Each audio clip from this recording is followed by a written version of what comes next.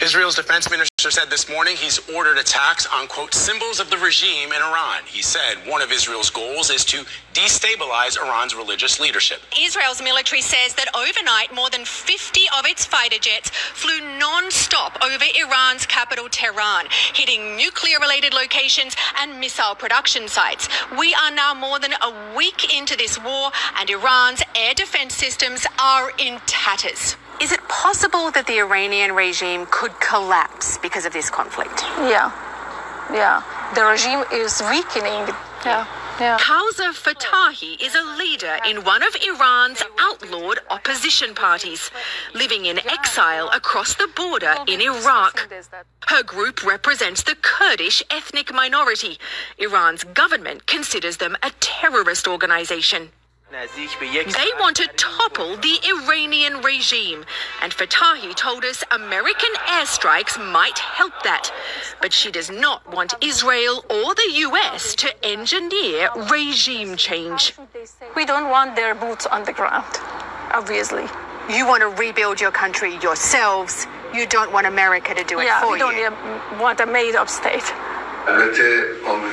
Iran's supreme leader says any U.S. military intervention will be met with irreparable damage. U.S. military bases in this region are possible targets for retaliation, along with roughly 40,000 American troops here in the Middle East. In 2020, Iran attacked an American base here in Iraq with ballistic missiles. Damn! The shockwave just rolled. We were there days later to witness the extensive damage. This is your bedroom? Yeah, it was my bedroom. Though no U.S. service members were killed.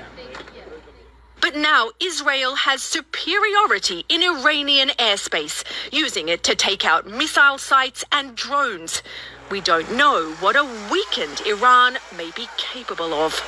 Iran's foreign minister said in an online post that his country still wants a diplomatic solution. He also said that Iran has never sought nuclear weapons, though.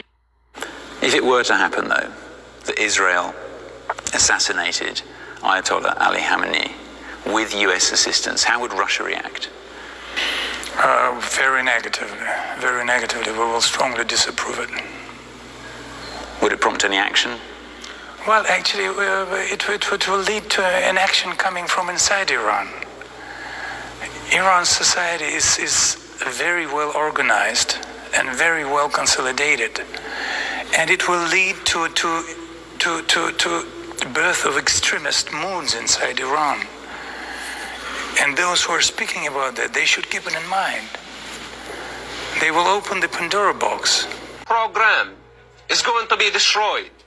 And anyone who gets in the way, it doesn't matter where they are, even if they are politicians in the West, they are going to fall. Because we cannot afford. Hold on, did you hear what he just said? He threatened politicians in the West that if they don't agree with Israel's war against Iran, that they're going to fall.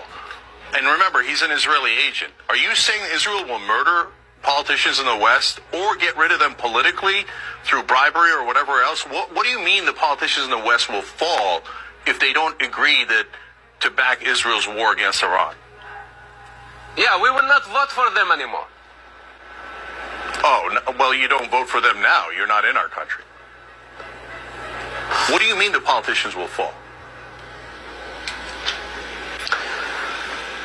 We live in democracy. And we have the right to bring them up and to bring them down. Those who agree with Ayatollah, we don't want them in office. And all the sympathizers with terrorists like yourself, we don't want them even to be in our country. Who is we, and how are you bringing down politicians in the West if they dare to defy Israel? Tell me how you're bringing them down. I already answered you that. Are you going to murder them, or are you going to bribe them? We have breaking news now out of the Middle East. President Trump announced the U.S. has attacked 3 nuclear sites in Iran. In a post on Truth Social, he called the attack successful and says the planes are now outside of Iranian airspace. Mr. Trump went on to write, quote, "Now is the time for peace." We have breaking news now out of the Middle East. President Trump announced the U.S. has attacked 3 nuclear sites in Iran. In a post on Truth Social, he called the attack successful and says the planes are now outside of Iranian airspace. Mr. Trump went on to write, quote, "Now is the time for peace." Donald Trump is urging Iran to accept a nuclear deal to avoid further attacks, posting on Truth Social that there is still time to make the slaughter come to an end. He added that the next already planned attacks will be even more brutal. CNN reporting Trump is set to speak with Israeli Prime Minister Benjamin Netanyahu today. President Donald Trump is urging Iran to accept a nuclear deal to avoid further attacks, posting